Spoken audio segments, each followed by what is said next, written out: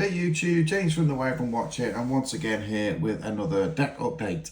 This time, one of my favourites. This is one of my older builds, one or two changes over the years, well a few changes over the years. We've tried a few different little combinations with this one, but it's always been one of my favourites. It's Wind, it's Wind Beast primarily, but there's obviously a psychic element as well, of which both of the cards in front of you are indeed psychic. So yeah, it's a bit of a dual type archetype, which I really like actually, and sort of switching between the two. It's a sort of a twist off a few different archetypes have come off the back of this one. If you look at the names, you'll recognize them in other archetypes as well. So obviously you've got the Gusto name itself is used in a few different cards now. Sort of Shadows have got a few different variants of it, and there's one or two others that I've recognised.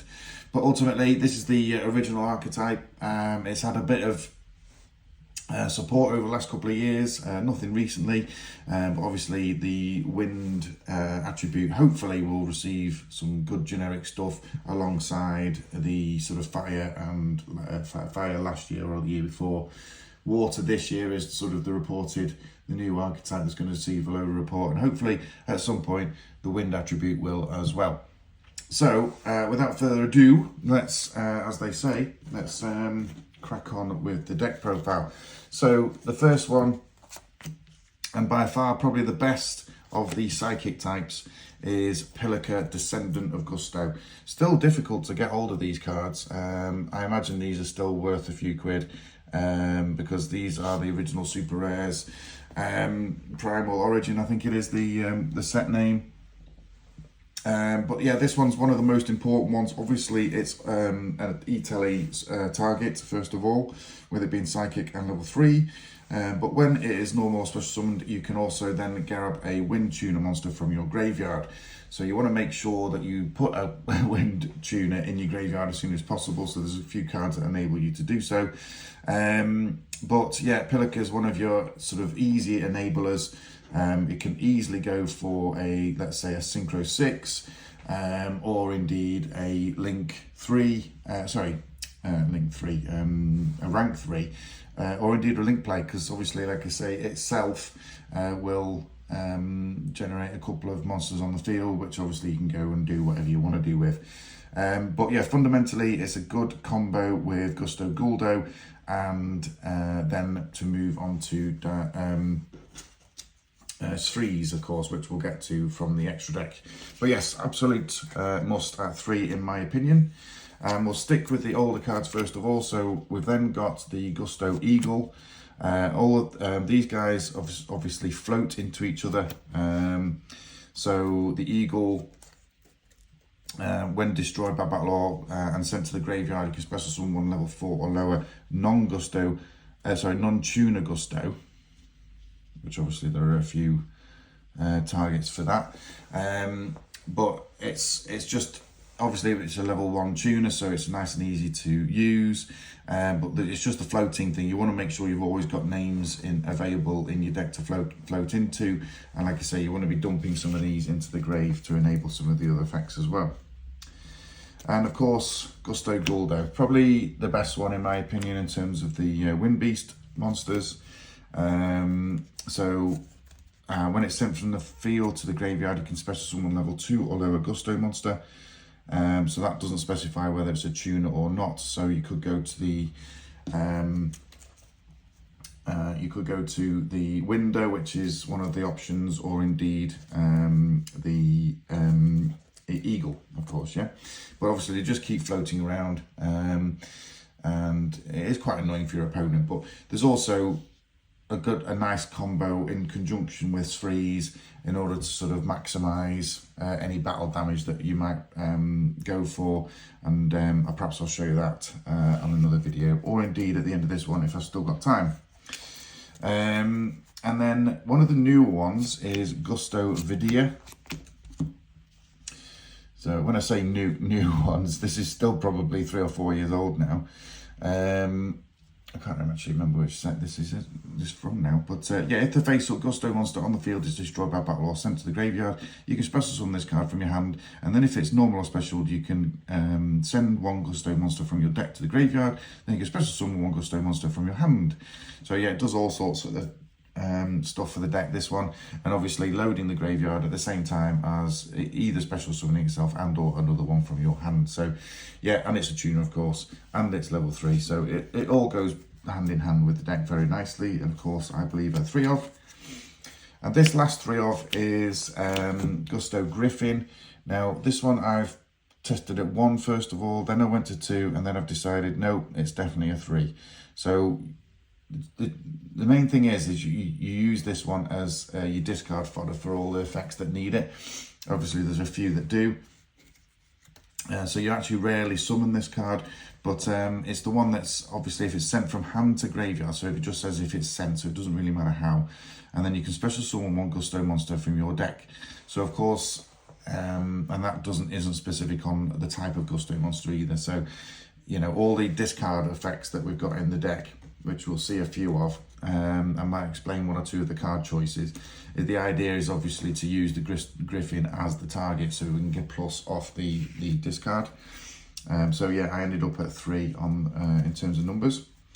The last Gusto monster is just the one of with the Winder, Priestess of Gusto. I used to have this at 3, it then went down to 2. I would probably leave it at 2 if I had the space, but I currently don't. There's other cards I really wanted to play. If I was playing a little bit more competitively, I might bump it up to 2, but obviously I'm not. So, you know, I just wanted to play the cards I wanted in there. But yeah, it's just part of the circle that sort of goes from one card to another, as your opponent's sort of fighting through the wall of Gusto monsters to get to your life points. Okay, so next is a love and hate combination. So we've got Windwitch Ice Bell, Windwitch Glass Bell, and of course one Windwitch Snow Bell.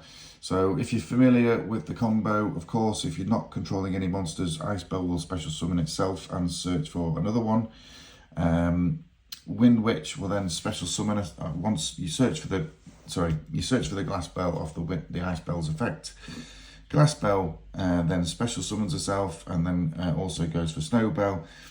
You sync into these to a level 7 Synchro, and then of course you can sync again into a level 8 Synchro, normally leading up to a Crystal Wing Synchro Dragon, which you know, one of the other effects is makes it what's it? I forget which one it is now. Cannot be destroyed by opponent's card effects. So yeah, so the Snow Bell is the last piece of the combo, and it means that you can't be destroyed by card effects. So yeah, it's a pretty tough combination, but it fits well in the deck again, and I thought, why not? And then the last 2 monsters are just a few support cards. A Tempest, just because it's a pure wind deck, so we can maximise on its abilities, and Win the Wind Channeler, I should say. I did start a couple of these, but I just started to find them a little bit on the bricky side, so I've just left it at 1. Obviously, it can either special it summon itself, or indeed use it for the search if you're desperate for a particular monster. So I just thought we'd leave that at 1 for now. That's the monster count, guys. Moving on to the spells. There's a few obvious ones in here. Obviously, we're running a low-level Psychic deck, so why wouldn't we indeed maximise on Emergency Teleport? Still an absolute cracking card, in my opinion. These are the secret rares from Legendary Collection. But yeah, this is a super looking card. Obviously, I love this card so much that I play it as in a few different decks. I mean, anything that plays the Psychic archetype, it's basically running in. So yeah, it's a fundamental one, and obviously it enables some of the combos as well. Another one that's a bit of annoying for your opponent, but I still don't see any reason not to play it in this deck, and actually it does work really well, because you use this to obviously grab one of your opponent's monsters, giving them a low level attack position, low attack position Gusto monster. You then do your combination to sort of go perhaps into a freeze. Well, you need to combine this for a freeze. If you can get something else on the field, even better. But of course, when freeze enables the opponent to take all of your battle damage, so you just attack into the low level attack point Gusto monster. They obviously take a load of points, but because your Gusto monster has been destroyed by battle and sent to your graveyard, you can then special summon another one from your deck, put the special summon in attack position, and then of course just keep attacking. You get the idea. But yeah, creature swap's the only deck I actually play it in, but it does work very well in this one. On to a couple of 2-offs. So I've got 2 Tailwind Gusto and 2 Twin Twisters. Twin Twisters is fairly easy to explain on this one because I do like a little bit of back row removal. It's a pure wind deck, so I think Twin Twisters is sort of appropriate for the deck, but obviously it does require a discard, which means of course it's one of the cards that will enable us to use Griffin, which of course means we're plussing off that effect. Tailwind Gusto, one of the newer cards, but actually really handy for the deck, and the cool artwork as well. I really like the what's going on there. But yeah, I just thought 2 is the right number for that one, I think. Then we've got 5 1-offs, so just a few obvious ones. So there is a Monster Reborn still in here. Obviously just going for the right target at the right time. We've got 1 Change of Heart as well. Just another opportunity to grab an opponent's card. 1 Quill Pen of Guldos. Not the best card in the world, but I had to play it. It's from Generation Force, I think it is called, the set. But it's one of the original Gusto spell cards. Just had to run at least one of them.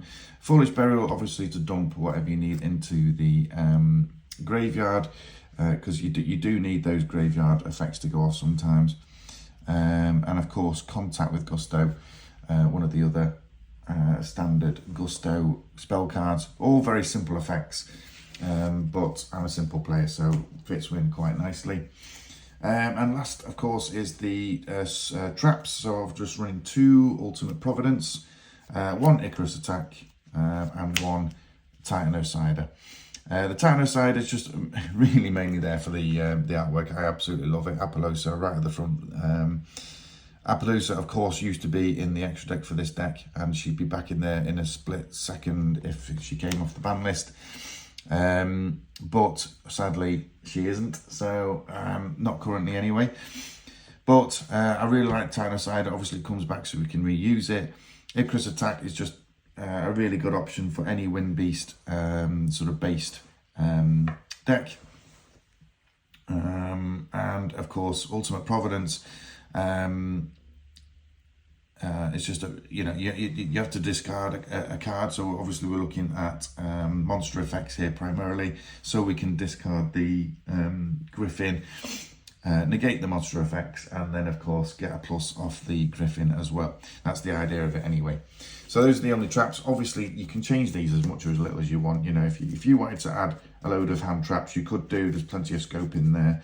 You know, you might not play the Windwitch engine. You might not play the Channeler or the Tempest. You know, there's a couple of spells in there you could probably do with that. If you really wanted to make it competitive, guys, you can do quite easily. When I say competitive, it's never going to be winning tournaments here, but you know, just to make it a little bit more competitive, I should say. But for me, it's just a casual deck, this one. And onto the extra deck then. So there's only the one Wind Link monster at this point in time, which is Win the Wind Charmer. So obviously it's a wind deck, so we can maximize on it. And there's a few monsters out there at the moment that people are using that are wind attributes. So, you know, to gain its effect is fairly simple, but it's an easy link off for, you know, any of the 2 monsters you might find yourself with on the field with. Just the 3 XCs as well. So these have all been in my deck a long time now, apart from Dragonlark, because that's a relatively new card again from Mega Pack 22. To be fair, you know, we're in 2025 now, and so that's actually 3 years old, so it's still not new. But the Gusto Phoenix, obviously we don't play the Emerald because actually we're not playing too much in the way of level 4s anymore. So we don't play the Emerald. Obviously I'd love to, because it's one of the original cards, and I would definitely play it. But in actual fact, you know, I'm trying to think of any level 4s that I'm playing. Just flicking through quickly. Not even the, oh, there's one Windwitch monster, so you know we actually can't summon Emerald. So there's not a lot of point in having it, obviously. Degusto Phoenix, this is one of the original dual terminal cards as well, which I really like and I've had in my possession for a long time.